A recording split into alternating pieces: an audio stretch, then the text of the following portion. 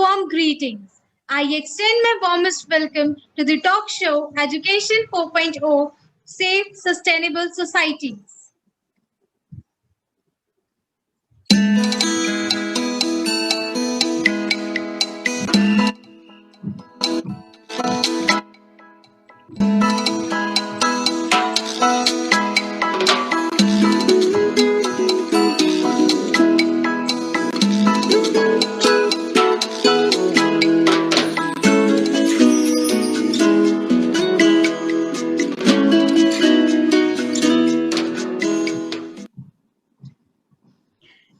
Good evening, everyone, and welcome to the talk show organized by Samuja Educational Society on the theme Education 4.0 for Safe, Sustainable Societies.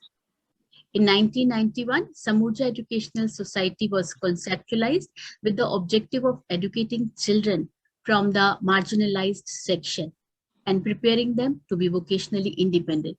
However, the society continued to take a few steps forward every year in refining the educational fabric wherever possible within the reach through various educational activities.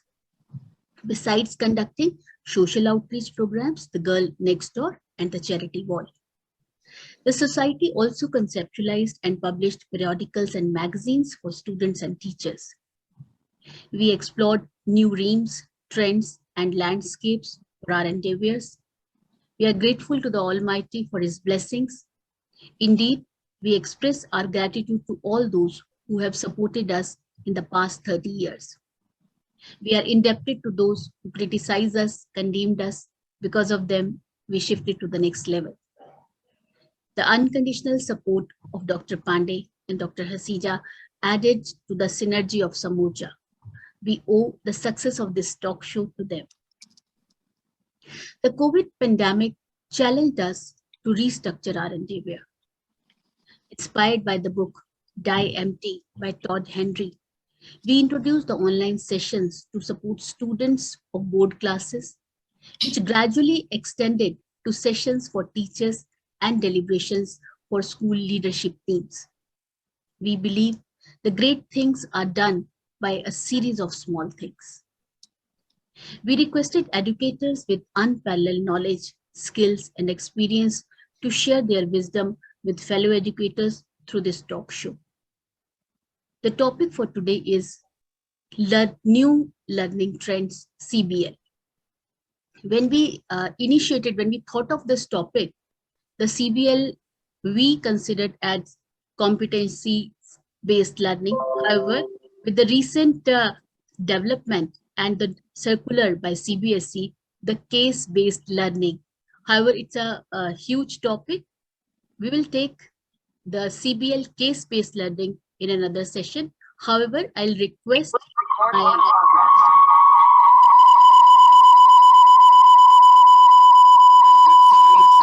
guests and speakers to please just touch on this topic as well. In the previous episode, we discussed how to make our schools future-proof. The key speakers shared about extended schooling, transformational change among students, teachers, leaders, strong value system, digital and non-digital competencies, cultural shift, pedagogical shift, and of course, the structural shift. Peter Drucker said that the only skill in 21st century is the skill of learning new skills. Rest everything will become obsolete over time. Future belongs to those who learn new skills and combine them with creativity. I came across a few articles in Economics Time, the Times of India, and I read some blogs also. Identify 20 new learning trends in the past 5 years. Means these trends will further change after 5 years. I'll just share 3 or 4. Personalized learning will disrupt how we think of curriculum. It may be replaced by learning playlist as we have on the Netflix. Pedagogy will be dominated by heutagogy. The grammar will not be a set of rules, but discovering the sequencing fact of communication with self-conscious techniques and a systematic knowledge from raw and factual data. The kind of assessment will be through the loops of interconnected feedbacks, as in NEP also being conveyed the 360-degree feedback. The ability to be heard at one point in learning process will change significantly using social platform. The reason for going to the school will be replaced by networking for critically learning and what must be done. Never-ending crescendos to assess the information and social chatter will bring change in the academic standards with a new approach to why, how, and with whom the student will learn. And the canvas is really huge. In today's episode, we will restrict ourselves to the new learning concept, CBL, competencies-based learning. Since we have the questions from the participants also, based on the case-based learning, as I have shared in the beginning, we'll be taking up in a separate episode. So I'll stop myself here and we'll listen to our experts. We have with us Ms. Neeta Arora from Shri Venkateshwara International School. Neeta ma'am, please extend the verbal greeting so that participants, they can have a glimpse of yours. Dear fellow journey mates, we all are here to learn and grow and to make schooling an exciting phase for the young children. Thank you, ma'am. Thank you for joining us. We also have with us Ms. Rita Singh, Director, Indrapuram Group of Schools. Ma'am, please extend the verbal greeting. Rita, ma'am. Rita, unmute yourself. Namaskar. Yeah, I was muted. Namaskar. It's really a great pleasure being amongst all of you. Thank you, both of you. I request Monica, ma'am, to welcome and introduce our guest with a musical note.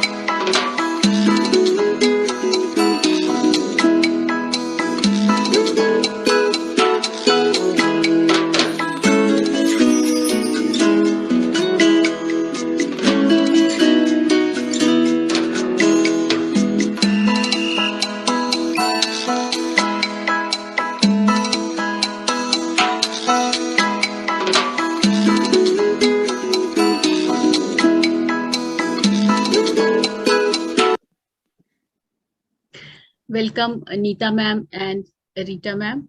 And thank you, Monica and Kriti, for putting all those credentials of both of my lovely friends together.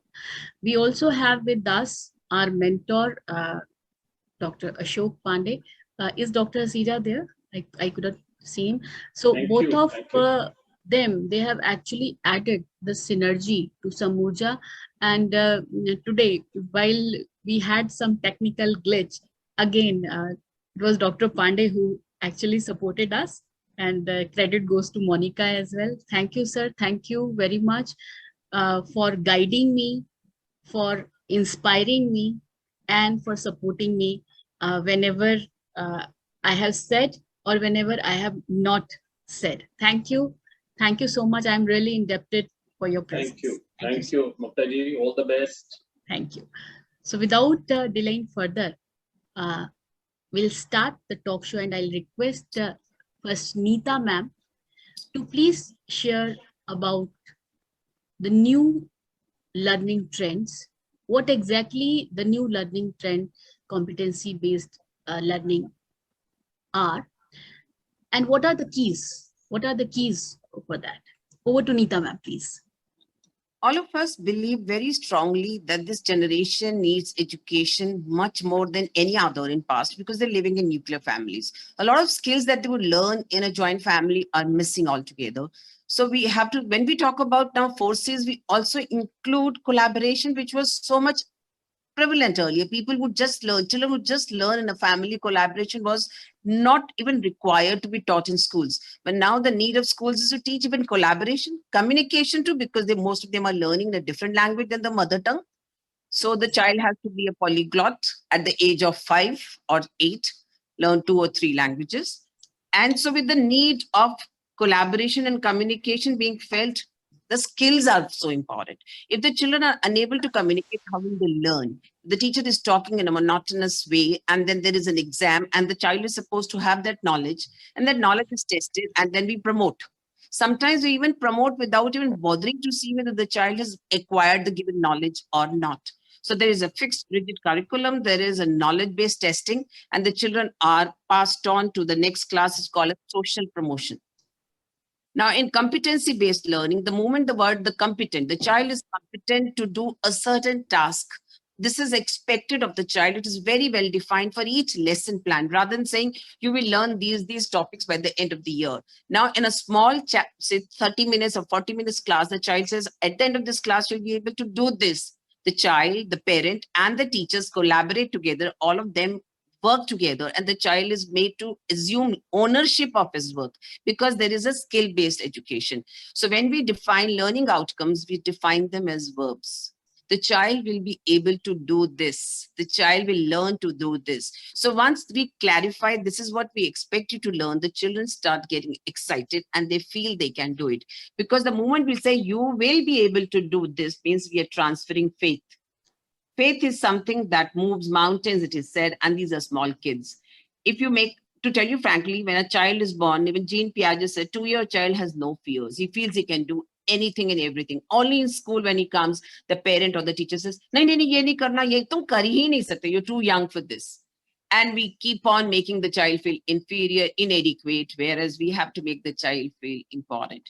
So the child is made ownership of his or her learning and competency-based learning, CBL, and we also make sure that the child learns. So how do we make sure of that? So there are assessments. What kind of assessments? Similar to the pen paper examination? No, they're different. Every skill is being assessed and a feedback flows between child and the teacher and the parent. And this leads to greater learning, better learning, improvement over time. Sometimes, now some people will say, how can I ensure that all of my students come to the same level of learning in a given time? So that it is not paced at the same pace for everybody. Different children may learn different things at a different time. Now, that means we allow them to be great in some areas and allow them to be a little slow in some areas and gradually give them scaffolding and support to improve. And this is done through peers. It's also done through other teachers or parents helping. So it's an interdisciplinary, collaborative approach in terms of the school also. The school allows the other teachers to help. Say, I'll give you an example. When children come to my school, say from another state or from another international location where they haven't learned English, and if you're supposing put this grade 5 child to do the same level of Hindi that other children are doing, this child will fail They will. and will feel he is not capable, not competent. But if you make this child learn other subjects at grade 5 level, Hindi of grade 1, and if supposing he's great in English because he's come from another nation where English was the first language, you can give him 6th or 7th grade or 8th grade English assignments. So this child could advance at a very fast level in language learning. Maths, if you require something more because Indian syllabus is different, then you scaffold the child. And I've seen when we do such a thing, in 1 or 2 years, these kids who come from another state or nation do so well and they love the Indian schooling because of this very reason that the teachers try to assess the needs of individual learner. So the competency-based learner is individualized, personalized, leads to deeper learning, leads to learning of skills. And if I can have that slide, it will help you understand all those teachers and other heads or educationists who are with us, because I'm sure you're doing the same in your schools. It's just that Samurja has made sure that certain concepts which they feel are very, very important for you to, kind of refresh, they bring forth. And I'm so happy because of coming here, I also revised my own learning. And can I have that slide? Yes, please. Monica ma'am, please share this screen. And as I said, there is increased level of students learning. Now, a competency-based education is not grounded in the basic curriculum, which is fixed. The curriculum could vary from child to child, but by the end of the year, the child will be able to do it because the child may be given extra time for wherever the child needs. And there are more activities which are interdisciplinary, skill-based, which are added. So the knowledge is not the primary aim, it is a skill, and the knowledge comes because the skill is getting acquired. When the skill is getting acquired, the child wants to know more about it. So the knowledge is because of a need to acquire knowledge, not because you have to give a test on it. And this will lead to greater skilled people for our industries and for job. Because right now everybody says that Indian engineers, there are so many of them, but most of them are unemployable because they do not have the basic skills. 1 of collaboration, 2nd of communication, and 3rd of using hands. I mean, they're very good in, say, soft skills, using computers, but they cannot use tools because in our schools, we don't have design thinking. We don't have labs where they can use. Our system is so much theory-based, whereas in competency-based learning, there would be greater emphasis on acquiring skills of all kinds. So the industry would definitely flourish. The economy would flourish because the kind of children who will come out of this kind of system would be having better employability skills. Assessments would be there. They'll be very clear. They will be authentic. They will be transparent, and they will be based on child's needs and may not be pen and paper. There would be 360-degree assessment and a lot of feedback to the child. So there are multiple ways of testing, and faculty would be trained to understand. First of all, when you think of teaching, you design a lesson plan. So the lesson plan should have observable, measurable learning outcomes or goals. These are the expectations from the children, which would be framed as verbs. The child will be able to do it. That means the teacher also has this faith, my students will be able to do this. The child will be given a list of those outcomes. So when we give the child an experiment to do, we expect you to solve this. And if something else you find out, you share with the rest of us. May I have the next slide, please? And Rita, if you'd like to say something, you're most welcome, please. I would like you to add on to this. So quickly see the 5 elements of the competency education. It really, students advance upon demonstrated mastery. They do not advance at the end of a social promotion scheme, which we follow right now. No failures till 8, 9, 10th have also become very light in terms of promotion policy. But here you, say for example, in 3 subjects, you are at advanced level. In 1 subject, you may take a little more time to advance. So that would be making sure, say for example, you come to there, people say that children come to grade 6, but they cannot write. It will not happen when you are doing competency-based learning. The child will be given assurance as well as help in that you can do it. And the moment you say that you can do it and you have to write it, there will be a need created, and that will make the children learn the skill. So they will advance only on demonstrated mastery. So that is what NEP says, a test at the end of grade 3. I think there's not a bad idea, provided the assessment is not just rote learning. Assessment is very, very good. In fact, our children need to be tested regularly. And if there is a state body testing them, there's no harm. That would make the teachers more accountable to their own jobs. Assessment is, as I said, meaningful and in a very positive learning experience. Students will continue to receive timely and differentiated support. Please underline the word differentiated. Right now, what happens in most of the schools, there is one type of standardized teaching and a standardized test that is given, and the children are benchmarked against a standardized score. You are expected to score 60%, 75%, 80%, 90%. Again, what are we testing? We're testing only the knowledge, the recall, some application. But here there would also be a lot of experiments. Like in CC, it used to be there when it was conceptualized, something like that. Students develop and apply a broad set of skills and dispositions, and competencies include explicit, this is the most important part, measurable, transferable, learning objectives that empower the students. Rita, would you like to add No, I something? totally agree with what you're saying, Neeta ma'am. You have really brought it out in a practical aspect of it. I do understand competency-based learning is an outcome-based approach, and that is why it becomes so important. And the entire feel of the education changes because of that, since it ensures proficiency in learning by students. And the entire learning is demonstrated. So when it is through demonstration of the knowledge, or knowledge, skills, abilities, values, attitude, whatever we are trying to gauge. And that is what is required for dealing the real life situations at the, of course, appropriate age and appropriate level that that the student is at. We couldn't really agree more that every learning should go into, I think, imbibing of skills, as you mentioned, and that will eventually help the individual perform tasks or say take action to lead a productive and joyful life. I mean, to me, that is the most important part to be. I mean, what are we really grooming our children to be a productive citizen, the happy citizens? Taking into consideration the fact that we need to put the outcomes of learning as priority. That is the most important. When we put the outcomes of learning as priority and the approach of the entire issue, the entire approach is takes that ends, ways, means approach. What happens is what we teach, that is the curriculum, is that becomes the means to the end. End happens to be the learning outcome, attainment of learning outcomes, if I have to put it that way. And what curriculum, how we design the curriculum becomes the means to the end. The and how we teach, the pedagogies, how we assess the learning, and how we say obtain feedback on teaching learning process, all these become ways to the end. So the means and ways make us reach the end, which happens to be achieving the learning outcome. So all these elements better refine how we meet the learning outcomes. That is where your first slide, which talked about faculty, curriculum, and so all these things brought in the exact, very right balance. All three things were important, which you talked about in your first slide. And if I have to look at the, how do I ensure that the student of today is a happy citizen of tomorrow or a productive citizen of tomorrow?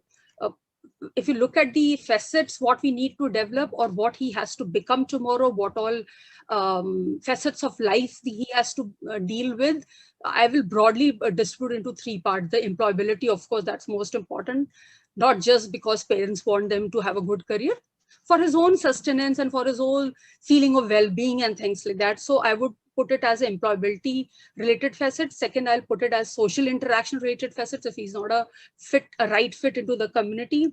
And of course, whether the child or the person or the citizen happy or not, because being happy citizen is extremely important, not just for that particular citizen, also for the community, because my happiness, my satisfaction, my feeling good with myself results in people feeling good around me. So it's a ripple effect. So all these things are extremely important.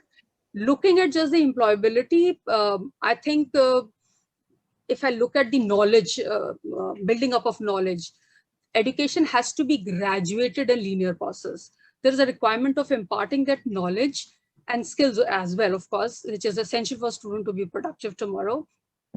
Much of this has already, they're already form of the formal education. but how are they laid out in the linear process? How do I put it in a continuum? How do I put stage 2 as a natural progression from stage 1? So the way, what do I say, curriculum is designed, how it is laid out from one level to another. All this is very important. All the subjects that are taught, they have to be designed so as to provide a complete continuum of graduated learning process. When the student today is in school and tomorrow it reaches college and it reaches a university, and then of course later on gets into a career and stable job. So everything has to be in continuum. Everything has to be like, if you look at NEP as well, it talks about good workforce or suitable workforce, or what India needs as a skilled workforce. How do we reach there? There has to be a goal, and that is the end. So accordingly, ways and means are designed according to that. Looking at the second facet, which I talked about, social interaction, that includes social skills, learning to collaborate, learning to work in society. All this is enabling a child to be happy and productive. Of course, productive is important. I would lay happiness a little over it, because everything is important. Be having a very happy environment around you, and all this builds up, and all this is larger gain for the community. So we are all, after all, human beings. We are part of the larger community, and we all have to be a good fit. We have to be a good fit. I mean, everybody has to contribute. Everybody has to be in synergy with another, rest of the people, and things like that. Of course, it may be included as part of the overall larger structure of the school, or it could be through whatever the student is put through in the classroom or in the school setting. All that can be formalized, all that can be structured.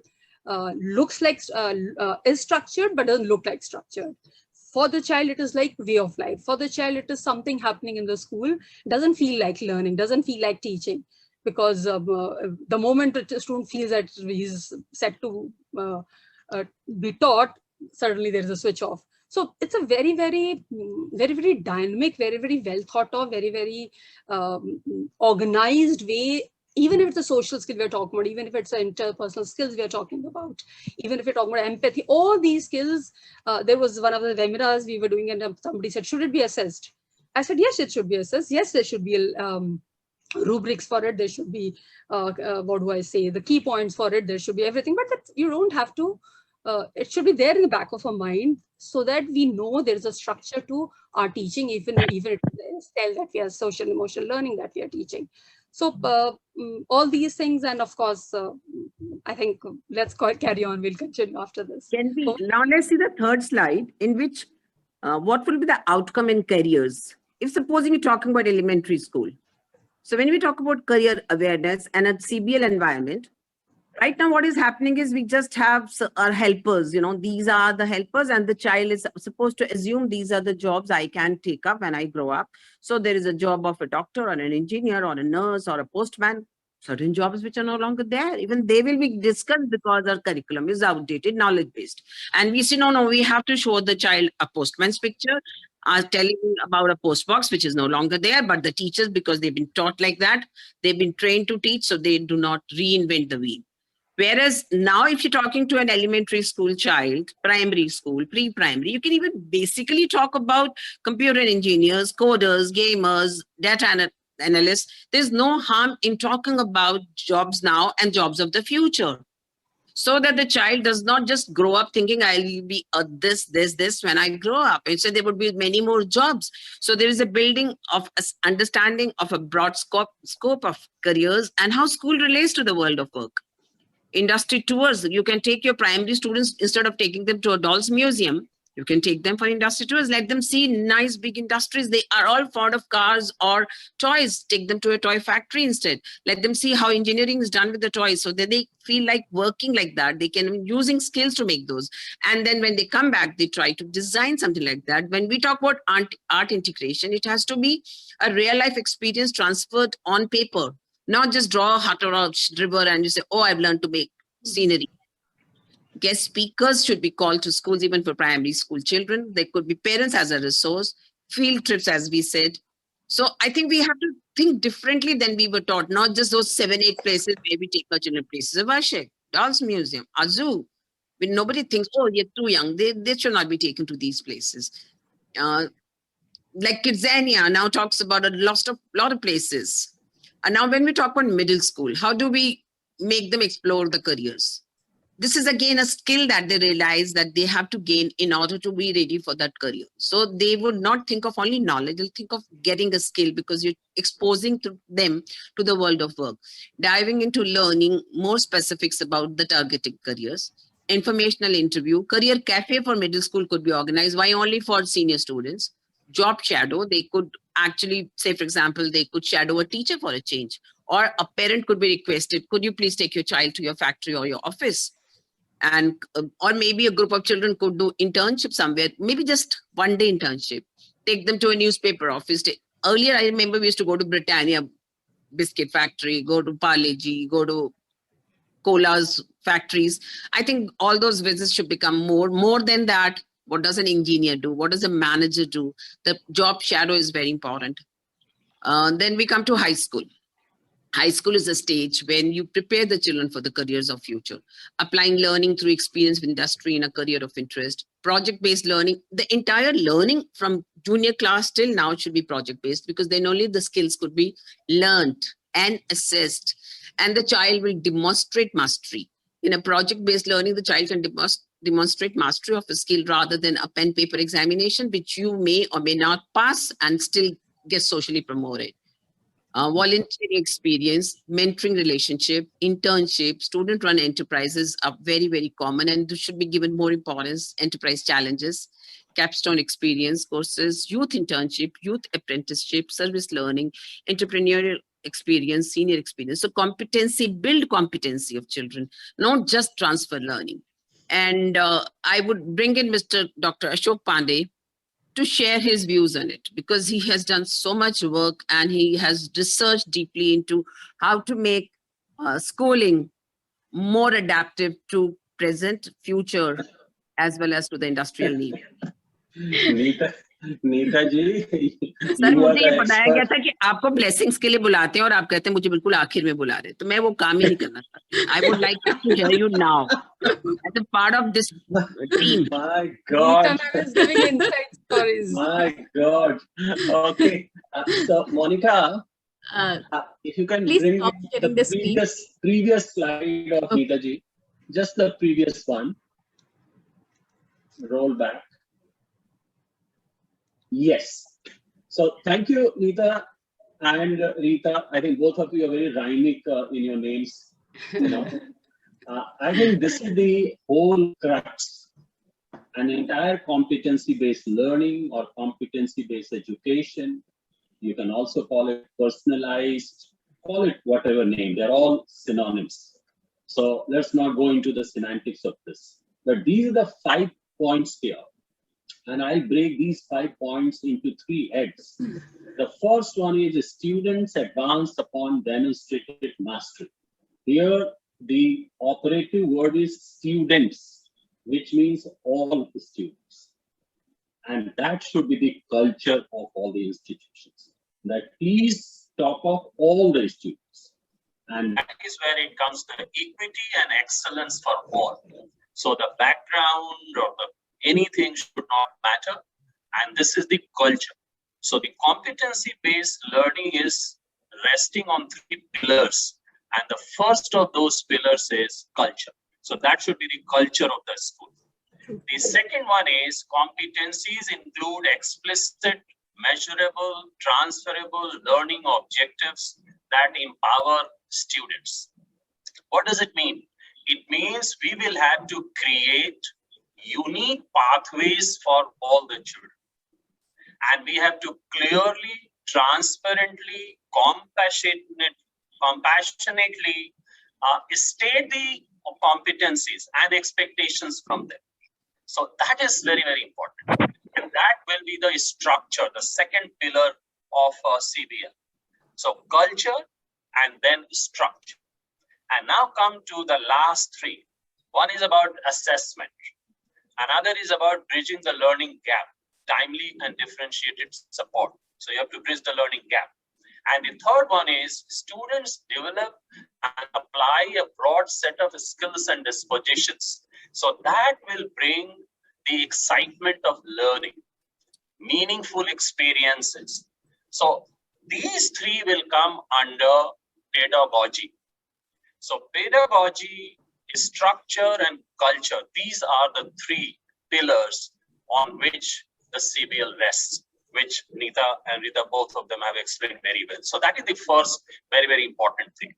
The second important thing is that if you keep all these 5 things in mind, then all of us have to do what we call self-introspection. So let me put 3 things here and all 3 P's, okay? One is policy. The second is preparation. And the third one is practice. So let us introspect all those schools like Venkateshwara International and Indira Puram group of schools.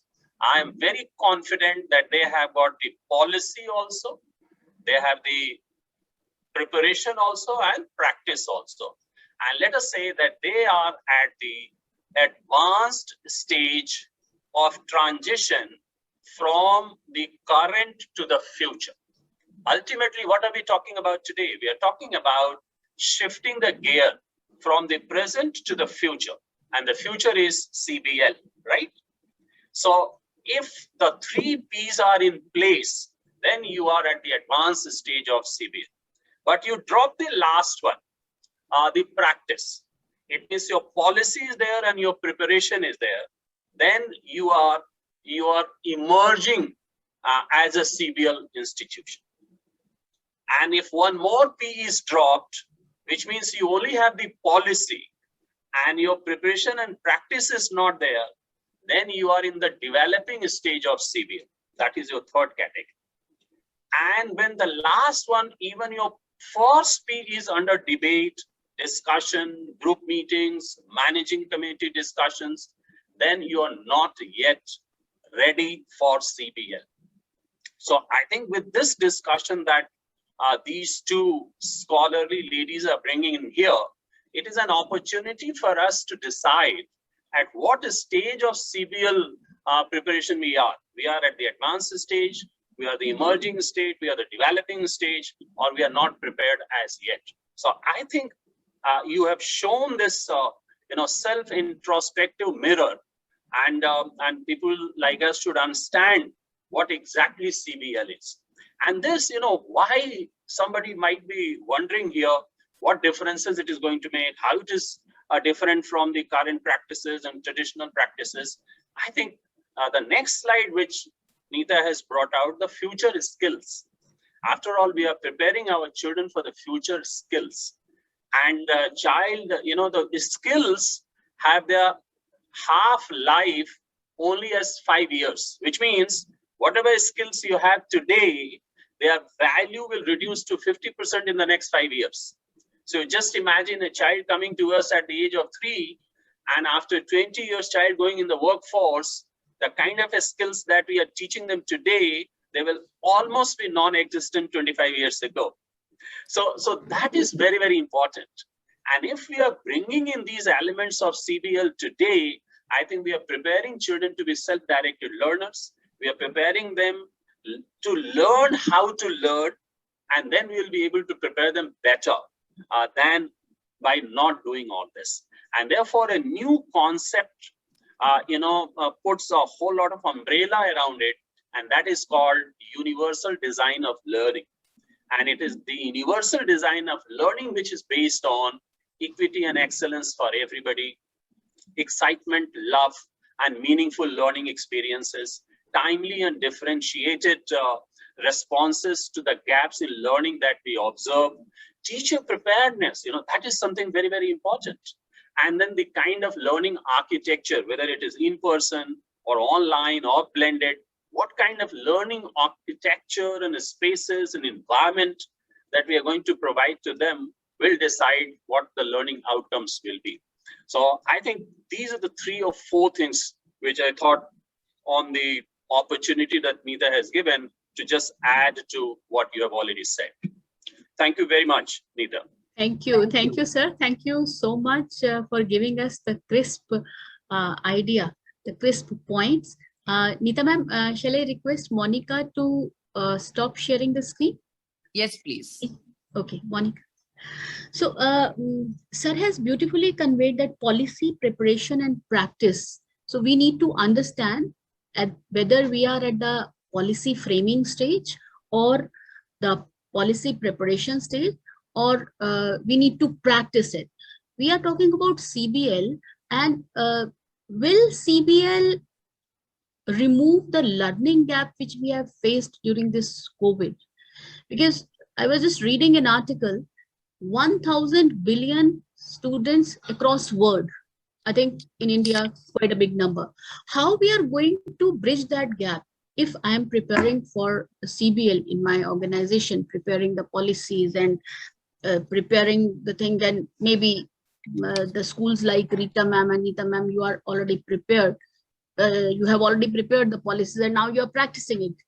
Now, how that gap will be filled?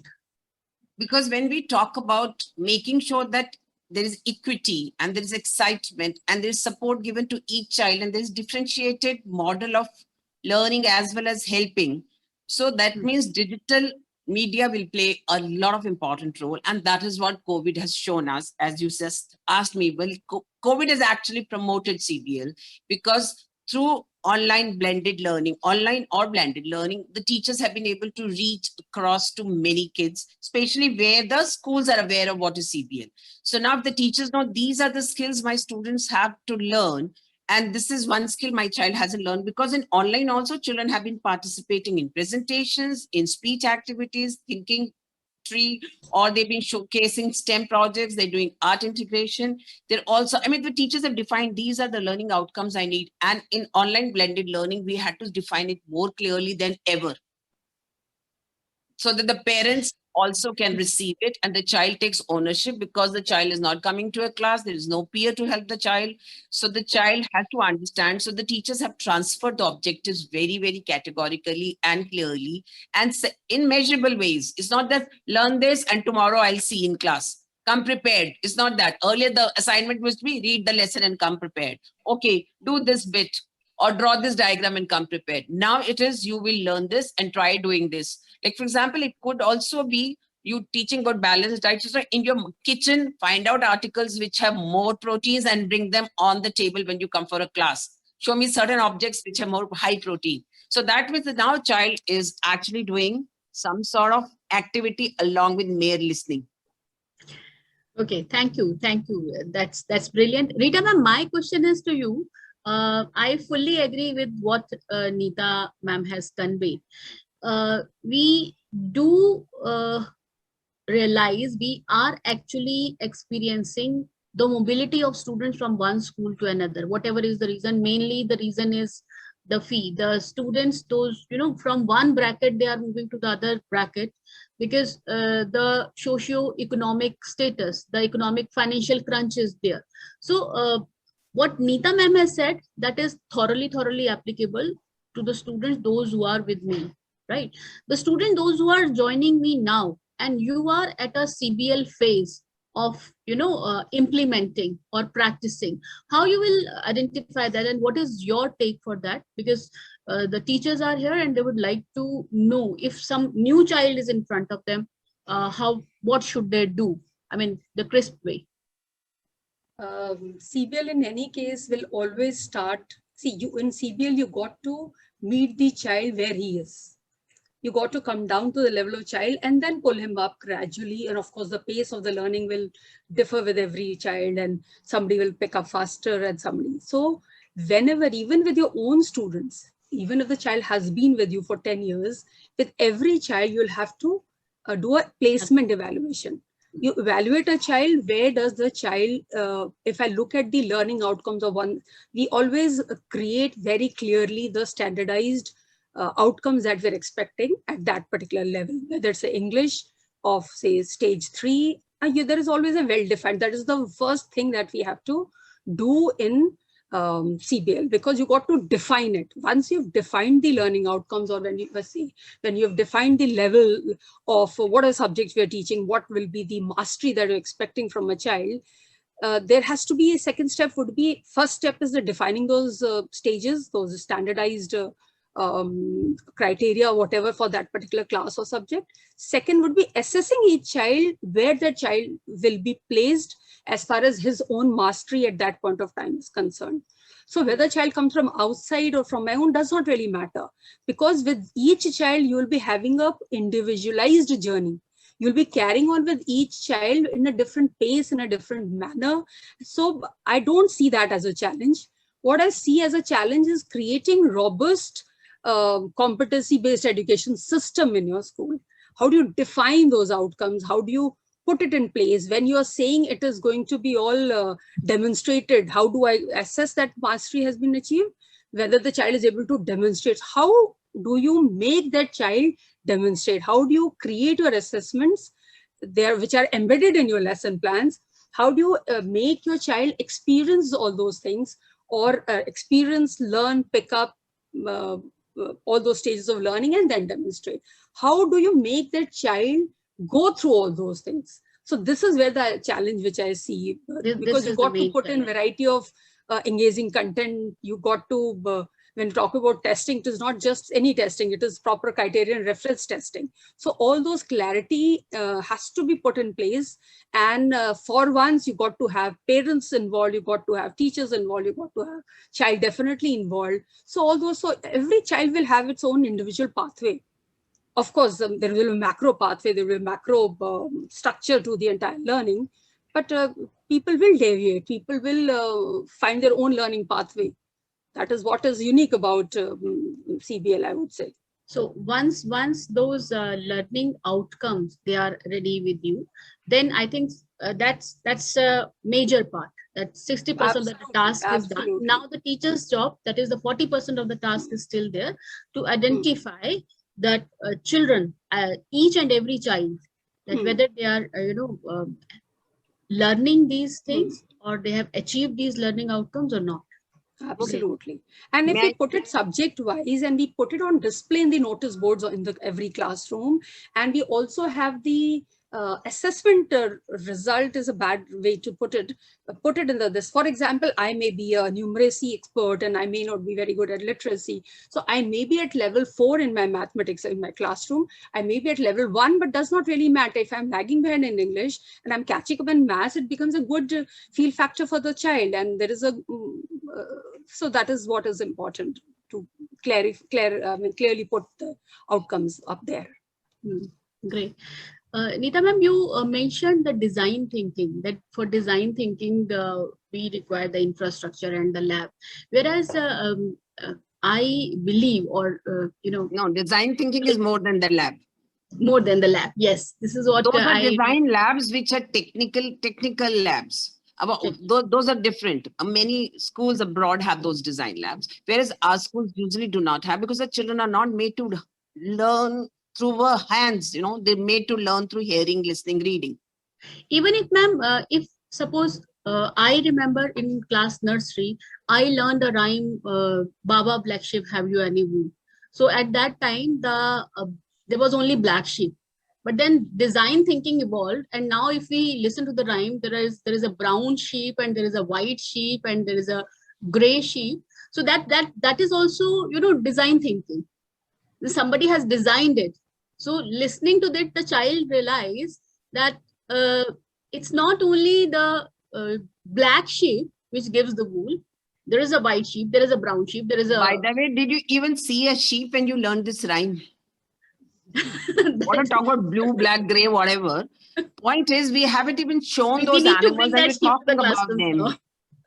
So when you talk about a new child coming in a system, it is not about covering the curriculum. 90% what happens, the child has to come and cover up the previous curriculum cover and then come out with it. Whereas in this, there would be assessment of the child's academic or skill-based progression and then a scaffolding. So there would be learning gaps identified and helped. Not just, okay, now everybody will do the same task. This is more individualized. There is a question from the audience. How can we involve parents in CBL? Because it is skill-based, because the child has to do certain tasks, and all those tasks will not be done in school, the child will carry on those tasks home because the teacher has discussed, assigned objectives and shared with parent as well as the child. These are the learning objectives of what we're going to do this week. So that means the parents would be definitely involved, and there is going to be greater collaboration between teacher, parent and child in CBL than in test-based learning or the so-called curriculum covering learning that is happening so far, the traditional learning. So there would be a greater role for the parents to play, because the child, when the child has to do some experiments using home-based things, he or she would definitely ask the parents. And the parents will get a copy of the specific skills that the child will be demonstrating at the end of the week. And the teacher would help. It's not that the parents alone will do. And in fact, it will be interdisciplinary. It will not just be you doing maths. So while you're learning maths, your language is getting revised, your science and social science skills are getting revised. So all subjects are going to be, because it's a project. So obviously it is not compartmentalized. It is like taking a project or a problem and trying to solve it. Great. Also, there is a variety of teaching learning processes under competency-based education.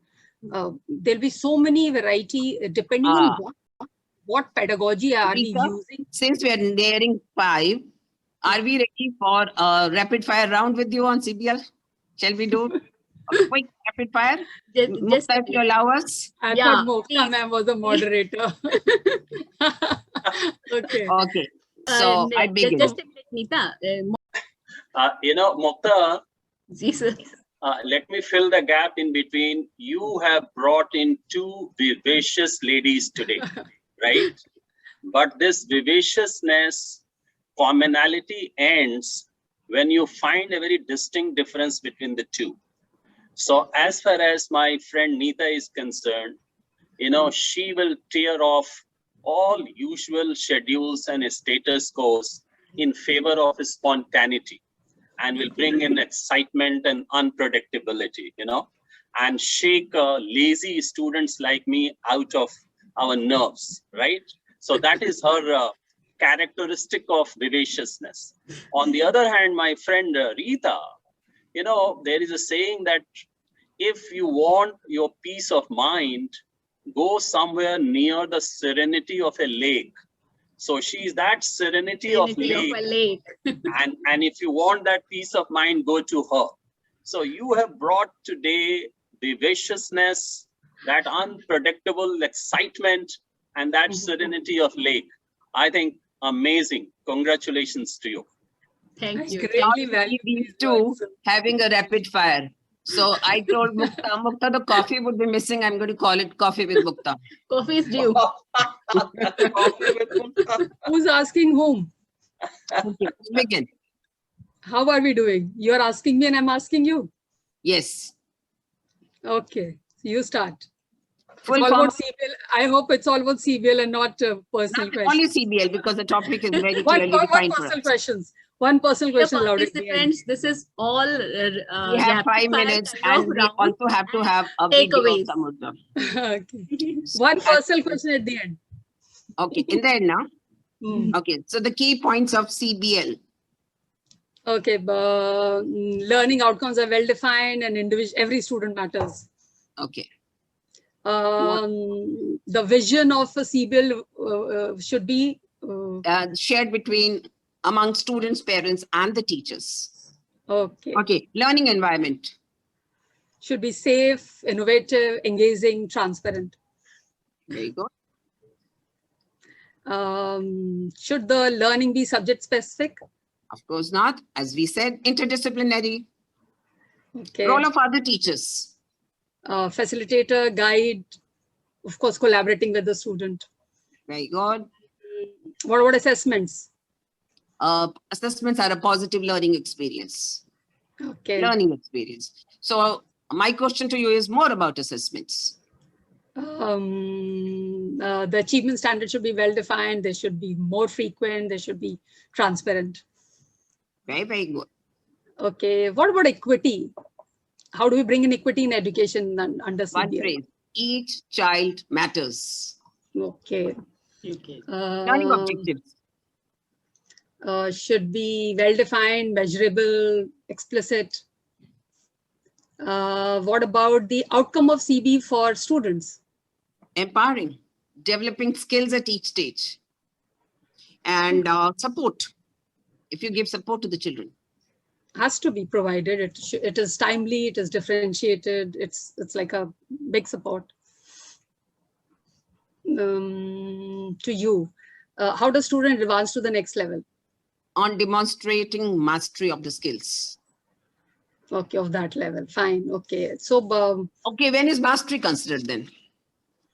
when the skills are demonstrated and skills related to that level. Correct.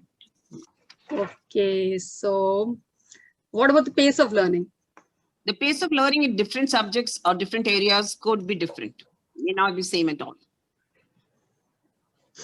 Who or what sets the pace then? Students themselves, their own pace of mastery of skills. What kind of instructions? Customized. Individual child's needs. Okay. And the level of mastery.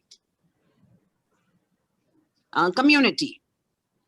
I think that thrives, I mean, because as future citizens, they develop core employability skills. It is win-win for everyone. Very nice. What kind of jobs? How does it affect economy? Skilled workforce will be available with right attitude. And the last question to you, which is most important, who is responsible for CBL? I think the entire community, starting from leadership to teachers to parents and students, almost Most everybody. important in this? Choose one. I would say teachers have to be at the helm of, because So they are the some ones who are teachers are very steering. good, some have not yet learned. So who should be guiding the other? That's where you and me come into scene. That is Okay, right. time The for personal leadership has to question. change the mindset. Time for personal question. Okay. Okay. Go ahead. Then you don't have to do anything. There's absolutely no commitment, nothing, just your time. What do you do in that time? I enjoy thinking. I enjoy reading. I enjoy music. And more importantly, I enjoy gardening and looking at moon if it is nighttime and plants if it is daytime. Lovely. Okay. Return question to Rita, please. Okay. And Rita, how do you spend your leisure time? Leisure time, which is ample nowadays. I am reading a lot of books, not watching TV, but yes, few Netflix shows and catching up with friends on phone. And Dr. Since you are a teacher trainer and right now you were like an auditor for schools. I mean, believe me, I was thinking that we are developing a framework, a rubrics for school audit. What do you do? Do you even get free time? And if you get, what do you do? Yeah, so my free time is now when I'm learning from both of you. So this was my free time and you see how I'm using it. And we throw this question to Mukta as well.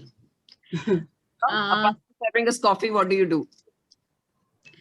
When I think that this episode is, losing some charm, not for anybody else, I try to improve myself and start thinking something new. How I can, bring that excitement. Excitement is the wrong word. How I can stimulate this learning environment in a better way.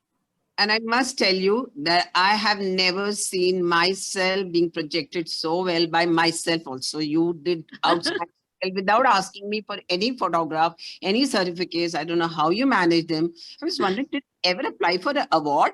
How do you know so much about me or Rita? So Dr. Pandey, this Mukta, you can answer, then I'll answer this question. Okay. So can I ask one small thing to you, Dr. Pandey? Yes, please. Yeah. Again, the new learning trends. I read that certification would be simply supplemented with the abdomens in the future. So I'm reading a quote which I have written, not a quote, rather something which I have picked up. We need to see and to be seen has fostered a culture of spectacle where image, visibility, interaction, and assess trump critical thinking and patience.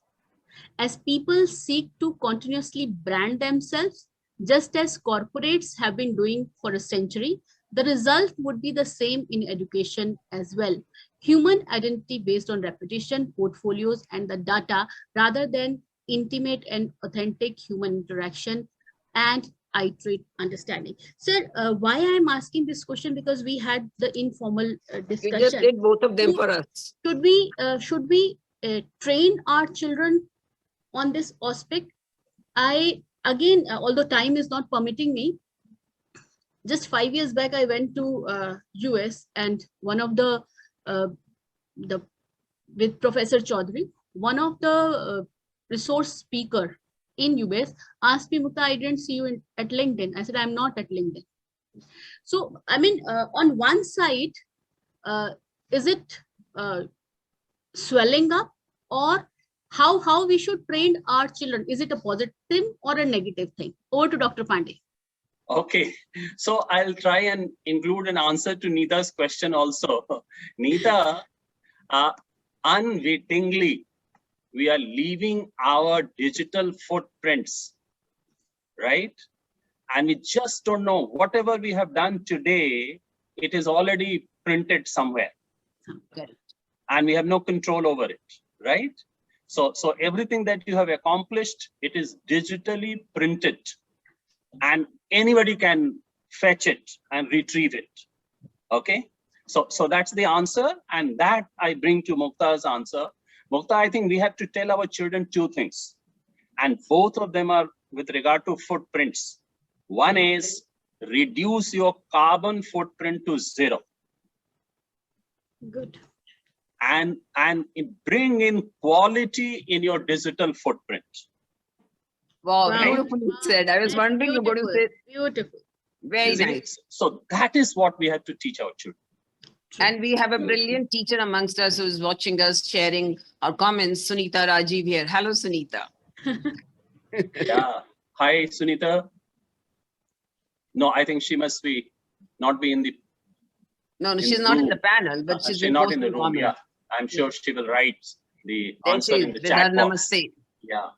So and one more thing, when these two ladies were talking and firing salvos at each other, you know, one thing was coming to my mind. I think both the leaders, for example, you know, we had to bring in the elements of competency-based learning for our teachers, right?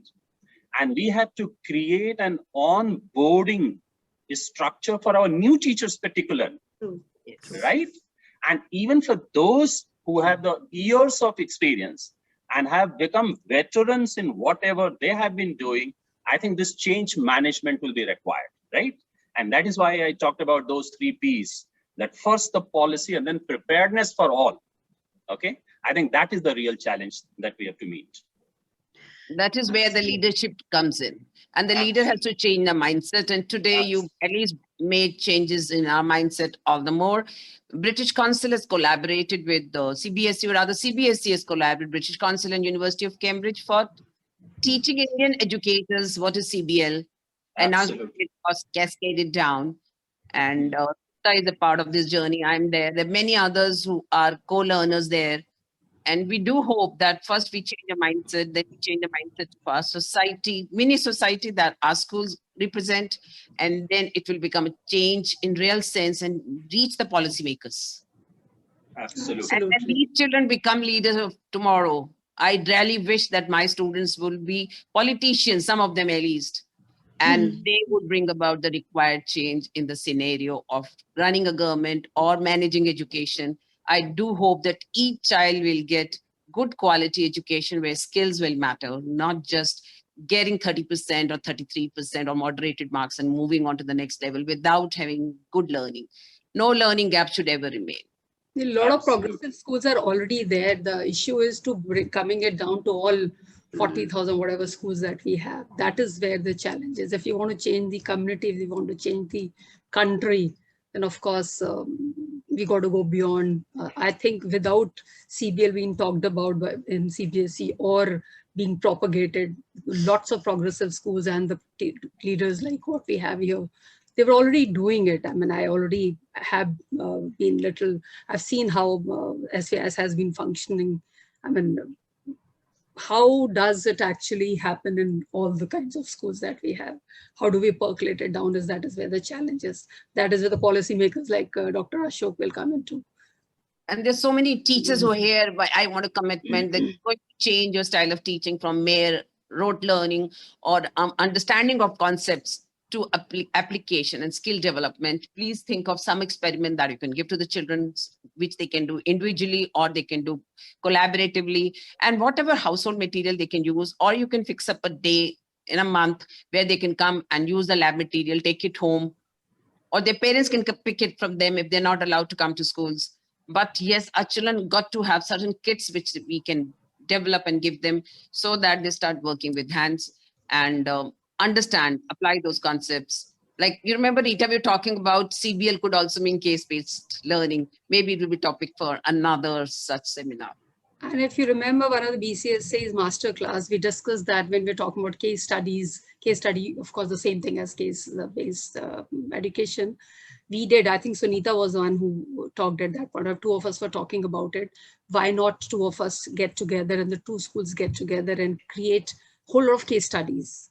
There are a whole lot of case studies available, but Indians, there are less Indian case studies. So as a result, there is little difficulty in mapping. So I remember talking about it and we said, let's do it. And then of course it got lost in time, whatever, in busyness of one another. So I think this is something, I mean, as a follow-up to this webinar that we all have had, we are 4 representatives of 4 schools, 3 schools or whatever. We could take it as a project and we could create a compendium or collection of case studies for various classes and things like that, because any amount of such documents available, making it available for the teachers, it will be a very, very nice step to take, I think. Dr. Pandey, you have an admirer who has written in the question answers, though, digital footprint is like one's karma engraved in bits and bytes. The gift of digital era is transcription of karma. He's not given his name, he or she, but has second. Absolutely. For me, it was so much learning because of your interaction with us. Thank you. So thank you so much, lovely ladies and lovely friends, dynamic leaders. I'll request Dr. Pandey to please, although they have already done too much of the wrap up. So I think wrap up is done, and then let me formally congratulate Neeta and Rita. They look like twins, and Sita and Geeta of old movie. And they have, supplemented, complemented, each other so well that your 1 hour, I think it looks as if it was only 5 or 10 seconds, into the past. So congratulations. I think in 1 hour or less than 1 hour, they have packed much more information about CBL that any discerning reader or learner will have to read a whole good book to find out that information. So I think that's the beauty of today's deliberations. I congratulate both of them, congratulate you and your team for having put up such a great show. Thank you. Thank you so much. So over to Priti for the formal vote of thanks. Thank you, ma'am. Don't limit a child to your own learning, for he was born another time. Very apt and truly said by Rabindranath Tagore. Good evening to one and all present here. I would like to express my gratitude to all esteemed delegates of the talk show Education 4.0 for their presence and contribution to make this episode of the talk show a great success. Thank you, Ms. Neeta Arora ma'am and Ms. Rita Singh ma'am for deliberating on the topic New Learning Trends CBL for Safe Sustainable Societies. And the takeaways of the day will be every student matters. At every level, the way of teaching should be changed as the way we were taught. Edu leaders should build competency in students, don't transfer them. And then, rightly explained by Sir, the new learning trends, shifting the gears from present to future, that's CBF. The most important 3 Ps, policy, preparation, practice.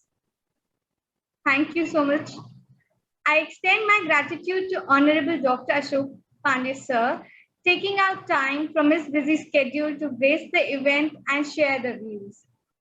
Also, I would like to thank Dr. Mukta Mishra ma'am for providing immense support to make the talk show successful. I must thank the Samurja team and Monica Khanduja ma'am for working hard for the past few days to make all the talk shows successful. Thank you, everyone. Namaskar. Thank you, Namaste. Kriti ma'am. Thank you. Namaste. Thank you To very much. Monica and Preeti. We really Thank you. enjoyed. Yeah. Thank you, Thanks Monica. a lot. Namaste. Thank you. Thank you. Thank you, Neeta. Thank you. Neeta, It's been a Rita, pleasure. Mukta. Thank you all the participants and I mean the people who had the patience to listen to us. Oh, yes. They stuck on, Neeta, to you till the last. I am very grateful to all the teachers who make learning a more enjoyable experience for me.